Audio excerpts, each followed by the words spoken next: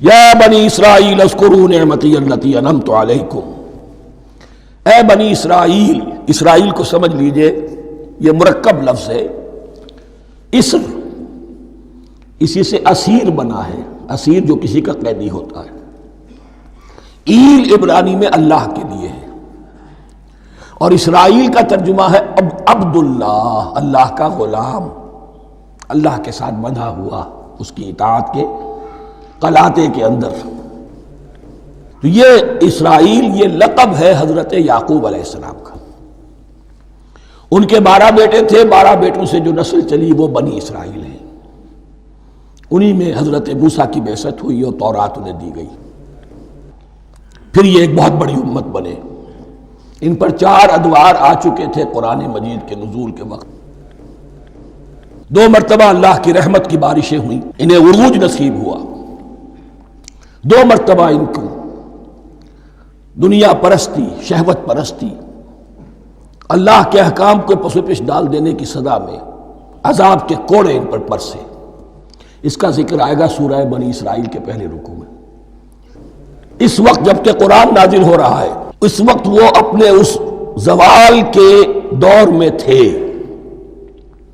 حال یہ تھا کہ حضور صلی اللہ علیہ وسلم کی بعثت سے پہلے ہی 2nd ٹیمپل بھی شہید کیا جا چکا تھا، گرایا جا چکا تھا۔ حضرت سلیمان نے جو بنایا تھا ہیکل سلیمانی، جس کو یہ 1st ٹیمپل کہتے ہیں، اسے نیبوکدنضر نے گرا دیا تھا حضرت مسیح سے بھی کئی 100 سال پہلے۔ لیکن اس کے بعد پھر یہ رومنز نے سن 70 عیسوی میں حضور کی ولادت سے 500 برس پہلے ان کا یہ یروشلم تباہ و برباد ہوا، اس میں لوگوں کو قتل کیا گیا، قتل عام ہوا، اور 2nd ٹیمپل جو ہے وہ بھی گرا دیا گیا، جو اب تک گرا پڑا ہوا ہے۔ صرف ایک ویلنگ وال ہے جس کے پاس جا کر یہودی جو ہے ماتم کر لیتے ہیں، روتے ہیں، اور اب وہ بنانے پر تلے ہوئے ہیں اپنا 3rd ٹیمپل، اس کے نقشے بن چکے ہیں، بلو پرنٹ بن چکے ہیں۔ لیکن بہرحال جس وقت قرآن نازل ہو رہا تھا یہ بہت ہی پستی میں تھے۔ اس کے بارے میں فرمایا، اے بنی اسرائیل ذرا یاد کرو میرے اس انعام کو جو تم پر ہوا۔ وہ انعام کیا ہے؟ میں نے تمہیں اپنی کتاب دی، نبوت سے سرفراز فرمایا، اپنی شریعت تمہیں عطا فرمائی، تمہیں تمہارے اندر داؤد اور سلیمان جیسے بادشاہ اٹھائے، جو بادشاہ بھی تھے، نبی بھی تھے۔ وَأَوْفُوا بِعَهْدِي، اور میرے وعدے کو پورا کرو تاکہ میں بھی اپنے وعدے کو پورا کروں۔ یہ وعدہ ہے جو کتاب استثناء جو ہے اولڈ ٹیسٹمنٹ کی، ڈیوٹرانومی، اس کے 18ویں باب کی آیت نمبر 18 اور 19 میں ہے۔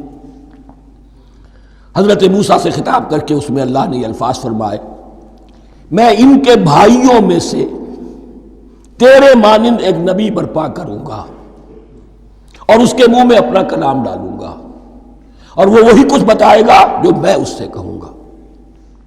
یہ گویا کہ حضرت موسیٰ علیہ السلام کی امت کو بتایا جا رہا تھا کہ نبی آخر الزماں آئیں گے اور تمہیں انہیں قبول کرنا ہے۔ قرآن مجید میں اس کا بڑا تفصیلی ذکر سورہ اعراف میں آئے گا انشاءاللہ۔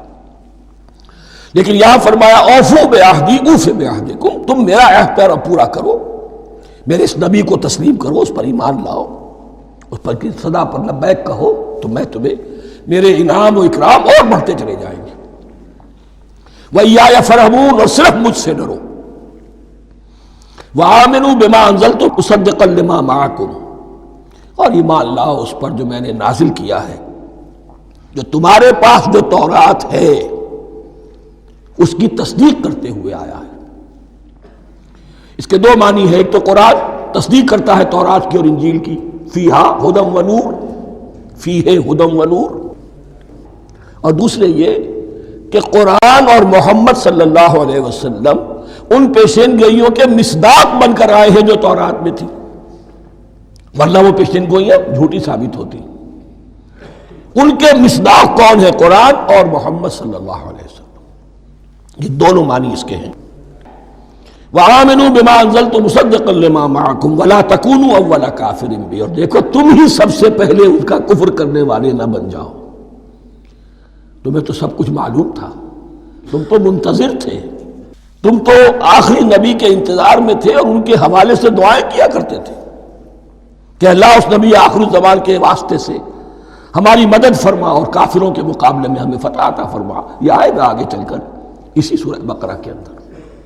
لیکن اب تم ہی سب سے بڑھ کر کافر ہو گئے، تم ہی سب سے بڑھ کر دشمن ہو گئے. وَلَا تَكُونُوا أَوَّلَ كَافِرٍ بِهِ وَلَا تَشْتَرُوا بِآيَاتِي ثَمَنًا قَلِيلًا، اور دیکھو میری ان آیات کے عوض حقیر سی قیمت قبول نہ کرو. یہ آیات الہیہ ہیں، ان کو رد کر رہے ہو کس لیے؟ ہماری مسندیں، ہماری حیثیت، ہماری چودراہٹیں، کہیں ان پر کوئی آنچ نہ آ جائے. حقیر سی چیزیں، یہ صرف اس دنیا کا سامان، اس کے سوا کچھ نہیں. وَلَا تَشْتَرُوا بِآيَاتِي ثَمَنًا قَلِيلًا وَإِيَّايَ فَاتَّقُونِ، اور صرف مجھ سے تقوی اختیار کرو، میرا تقوی اختیار کرو. وَلَا تَلْبِسُوا الْحَقَّ بِالْبَاطِلِ وَتَكْتُمُوا الْحَقَّ وَأَنْتُمْ تَعْلَمُونَ، اور نہ گڈمڈ کرو حق کے ساتھ باطل کو، اور مت چھپاؤ حق کو درا حالے کہ تم جانتے ہو. یہ بات اچھی طرح نوٹ کرنی ہے. جانتے بوجھتے کرنا، ایک ہے مغالطے میں کرنا، وہ ضلالت ہے، گمراہی ہے. ایک جان بوجھ کر کرنا، حق کو پہچان کر اسے رد کرنا، یہ پھر اللہ تعالیٰ کے غضب کو دعوت دینا ہے. ریت آف اللہ، اس کے غضب کو دعوت دینا ہے کہ حق کو پہچان کر اس کی نفی کی جائے. وَأَنْتُمْ تَعْلَمُونَ. علماء یہود قرآن مجید میں آگے چل کر آئے گا، ایسے پہچانتے تھے محمد کو اور قرآن کو جیسے اپنے بیٹوں کو. یعرفونہ کما یعرفون ابناہم، ایسے پہچانتے جیسے اپنے بیٹوں. وَأَقِیمُوا الصَّلَاةَ وَآتُوا الزَّکَاةَ، دیکھو نماز قائم کرو، زکوٰۃ ادا کرو. وَارْکَعُوا مَعَ الرَّاکِعِینَ، اور جھکنے والوں کے ساتھ جھکو. یہ اول تو رکوع کو انہوں نے اپنے ہاں سے خارج کر دیا تھا، ثانیاً باجماعت نماز ان کے ہاں ختم ہو گئی تھی. وَارْکَعُوا مَعَ الرَّاکِعِینَ، جماعت باجماعت نماز کی طرف اشارہ ہے. أَتَأْمُرُونَ النَّاسَ بِالْبِرِّ وَتَنْسَوْنَ أَنفُسَكُمْ، کیا تم لوگوں کو نیکی کا حکم دیتے ہو، تقویٰ کی، پارسائی کی تعلیم دیتے ہو؟ میں کہہ رہا ہوں نا کہ اصل میں مخاطب کون ہے؟ علماء یہود. اس آیت سے ثابت ہو گیا عالم ہمارا بھی جب بھی کھڑا ہوگا اونچے سے اونچا آواز کہے گا، اعلیٰ سے اعلیٰ بات کہے گا. اکثر و بیشتر کا حال یہ ہے کہ ان کا اپنا کردار دیکھیے تو کوئی مناسبت ہی نہیں اس سے کہ جو وہ بات کہہ رہا ہے. جو لوگوں کو دعوت دے رہا ہے اس پر خود عمل نہیں. تو یہی در حقیقت علماء یہود کا کردار بن چکا تھا. أَتَأْمُرُونَ النَّاسَ بِالْبِرِّ وَتَنْسَوْنَ أَنفُسَكُمْ، کیا تم لوگوں کو نیکی کا حکم دیتے ہو اور خود اپنے آپ کو بھول جاتے ہو. وَأَنْتُمْ تَتْلُونَ الْكِتَابَ، اور یہ سب کچھ تم کر رہے ہو اس حال میں کہ کتاب پڑھتے بھی ہو، تورات پڑھتے ہو، صاحب تورات ہو. ہمارے بھی بہت سے علماء کا، علماء سو جنہیں ہم کہتے ہیں، حال یہ ہو چکا ہے. خود بدلتے نہیں، قرآن کو بدل دیتے ہیں. ہوئے کس درجہ فقیہان حرم بے توفیق. یا بنی اسرائیل اذکروا نعمتی التی انعمت علیکم، اے بنی اسرائیل. اسرائیل کو سمجھ لیجئے یہ مرکب لفظ ہے. اسر اسی سے اسیر بنا ہے، اسیر جو کسی کا قیدی ہوتا ہے. ایل عبرانی میں اللہ کے لیے ہے، اور اسرائیل کا ترجمہ ہے عبداللہ، اللہ کا غلام، اللہ کے ساتھ بندھا ہوا اس کی اطاعت کے قلاتے کے اندر. تو یہ اسرائیل یہ لقب ہے حضرت یعقوب علیہ السلام کا. ان کے 12 بیٹے تھے، 12 بیٹوں سے جو نسل چلی وہ بنی اسرائیل ہے. انہی میں حضرت موسیٰ کی بعثت ہوئی اور تورات انہیں دی گئی. پھر یہ ایک بہت بڑی امت بنے. ان پر 4 ادوار آ چکے تھے قرآن مجید کے نزول کے وقت. 2 مرتبہ اللہ کی رحمت کی بارشیں ہوئیں، انہیں عروج نصیب ہوا. 2 مرتبہ ان کو دنیا پرستی، شہوت پرستی، اللہ کے احکام کو پس و پیش ڈال دینے کی سزا میں عذاب کے کوڑے ان پر برسے. اس کا ذکر آئے گا سورہ بنی اسرائیل کے پہلے رکوع میں. اس وقت جب کہ قرآن نازل ہو رہا ہے، اس وقت وہ اپنے اس زوال کے دور میں تھے. حال یہ تھا کہ حضور صلی اللہ علیہ وسلم کی بعثت سے پہلے ہی 2nd ٹیمپل بھی شہید کیا جا چکا تھا، گرایا جا چکا تھا. حضرت سلیمان نے جو بنایا تھا ہیکل سلیمانی، جس کو یہ فرسٹ ٹیمپل کہتے ہیں، اسے نیبوکڈنیزر نے گرا دیا تھا حضرت مسیح سے بھی کئی سو سال پہلے۔ لیکن اس کے بعد پھر یہ رومنز نے سن 70 عیسوی میں حضور کی ولادت سے 500 برس پہلے ان کا یہ یروشلم تباہ و برباد ہوا، اس میں لوگوں کو قتل کیا گیا، قتل عام ہوا، اور سیکنڈ ٹیمپل جو ہے وہ بھی گرا دیا گیا، جو اب تک گرا پڑا ہوا ہے۔ صرف ایک ویلنگ وال ہے جس کے پاس جا کر یہودی جو ہے ماتم کر لیتے ہیں، روتے ہیں، اور اب وہ بنانے پر تلے ہوئے ہیں اپنا تھرڈ ٹیمپل، اس کے نقشے بن چکے ہیں، بلو پرنٹ بن چکے ہیں۔ لیکن بہرحال جس وقت قرآن نازل ہو رہا تھا یہ بہت ہی پستی میں تھے۔ اس کے بارے میں فرمایا، اے بنی اسرائیل ذرا یاد کرو میرے اس انعام کو جو تم پر ہوا۔ وہ انعام کیا ہے؟ میں نے تمہیں اپنی کتاب دی، نبوت سے سرفراز فرمایا، اپنی شریعت تمہیں عطا فرمائی، تمہیں داؤد، تمہارے اندر داؤد اور سلیمان جیسے بادشاہ اٹھائے جو بادشاہ بھی تھے، نبی بھی تھے۔ وَأَوْفُوا بِعَهْدِي، اور میرے وعدے کو پورا کرو تاکہ میں بھی اپنے وعدے کو پورا کروں۔ یہ وعدہ ہے جو کتاب استثناء جو ہے اولڈ ٹیسٹمنٹ کی، ڈیوٹرانومی، اس کے 18ویں باب کی آیت نمبر 18 اور 19 میں ہے۔ حضرت موسیٰ سے خطاب کر کے اس میں اللہ نے یہ الفاظ فرمائے، میں ان کے بھائیوں میں سے تیرے مانند ایک نبی برپا کروں گا اور اس کے منہ میں اپنا کلام ڈالوں گا، اور وہ وہی کچھ بتائے گا جو میں اس سے کہوں گا۔ یہ گویا کہ حضرت موسیٰ علیہ السلام کی امت کو بتایا جا رہا تھا کہ نبی آخر الزماں آئیں گے اور تمہیں انہیں قبول کرنا ہے۔ قرآن مجید میں اس کا بڑا تفصیلی ذکر سورہ اعراف میں آئے گا انشاءاللہ۔ لیکن یہاں فرمایا اوفوا بعہدی اوف بعہدکم، تم میرا عہد پیرا پورا کرو، میرے اس نبی کو تسلیم کرو، اس پر ایمان لاؤ، اس پر کی صدا پر لبیک کہو، تو میں تمہیں میرے انعام و اکرام اور بڑھتے چلے جائیں گے۔ وَإِيَّايَ فَارْهَبُونِ، اور صرف مجھ سے ڈرو۔ وَآمِنُوا بِمَا أَنزَلْتُ مُصَدِّقًا لِمَا مَعَكُمْ، اور ایمان لاؤ اس پر جو میں نے نازل کیا ہے، جو تمہارے پاس جو تورات ہے اس کی تصدیق کرتے ہوئے آیا ہے۔ اس کے دو معنی ہے، ایک تو قرآن تصدیق کرتا ہے تورات کی اور انجیل کی، فیہا ھدی و نور، فیہ ھدی و نور، اور دوسرے یہ کہ قرآن اور محمد صلی اللہ علیہ وسلم ان پیشین گوئیوں کے مصداق بن کر آئے ہیں جو تورات میں تھی، ورنہ وہ پیشین گوئیاں جھوٹی ثابت ہوتی۔ ان کے مصداق کون ہے؟ قرآن اور محمد صلی اللہ علیہ وسلم۔ یہ دونوں معنی اس کے ہیں۔ وَآمِنُوا بِمَا أَنزَلْتُ مُصَدِّقًا لِمَا مَعَكُمْ وَلَا تَكُونُوا أَوَّلَ كَافِرٍ بِهِ، اور دیکھو تم ہی سب سے پہلے ان کا کفر کرنے والے نہ بن جاؤ۔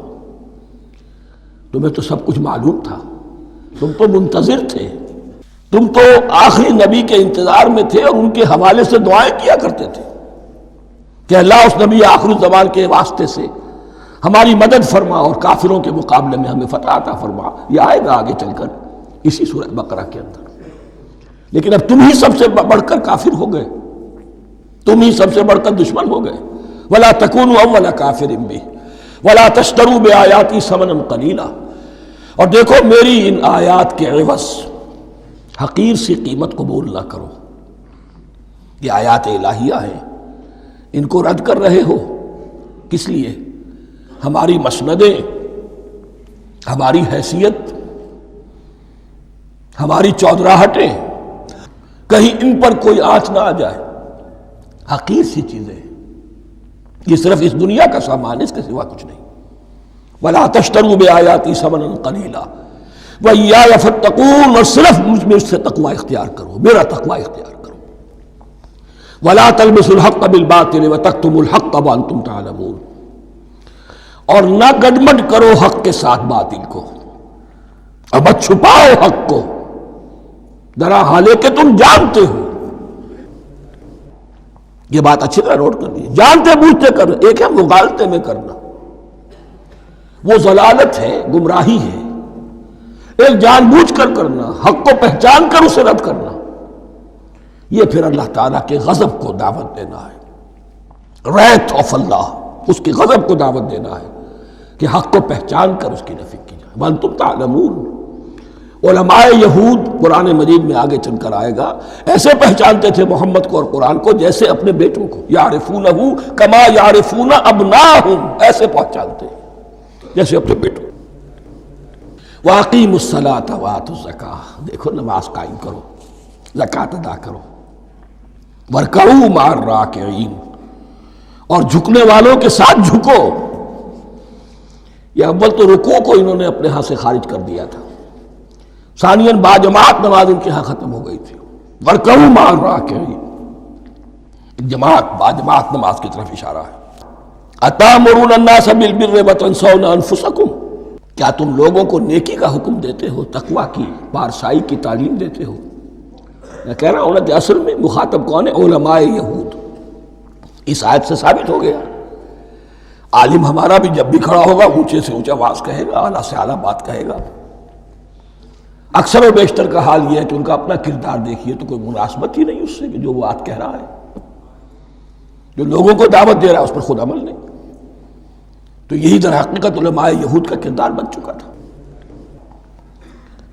اتامرون الناس بالبر وتنسون انفسکم، کیا تم لوگوں کو نیکی کا حکم دیتے ہو اور خود اپنے آپ کو بھول جاتے ہو؟ وانتم تتلون الکتاب، اور یہ سب کچھ تم کر رہے ہو اس حال میں کہ کتاب پڑھتے بھی ہو، تورات پڑھتے ہو، صاحب تورات ہو۔ ہمارے بھی بہت سے علماء کا، علماء سو جنہیں ہم کہتے ہیں، حال یہ ہو چکا ہے، خود بدلتے نہیں قرآن کو بدل دیتے ہیں، ہوئے کس درجہ فقیہان حرم بے توفیق۔